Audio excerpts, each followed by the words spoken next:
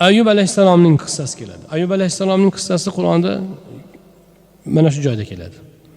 Keyin Sod surasida keladi. Ayyub alayhissalom kasal bo'lib qolgan. Duo qildilar. Parvardigor meni kasallik tutdi, o'zing rahimlisan dedilar. Qarang, duoda anni masaniyad-dur va anta arhamur rohimin. Shifo bergin degan gap yo'q. Duoning bitta turi shu. Holingizni izhor qilasiz-ku, nima bo'lishini so'ramaysiz. Parvardigor kasalman, o'zing rahimlisan, o'zing rahim qilgin. Bo'ldi.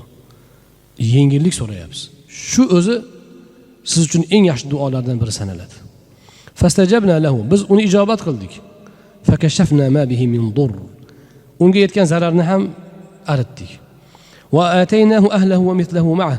Unga ahli bor edi, yana o'shancha ahli moli hammasini 2 barobar qilib unga berdik imtihondan keyin. Va bu biz uchun bizning unga rahmatimiz bo'ldi deydi Alloh. Undan keyin va Ismoil va Idris va Zulkifl. Ismoil, Idris va Zulkifl bordi. Zulkifl alayhisalomning zikri Qur'onda kam kelgan. Mana shu joyda kelgan.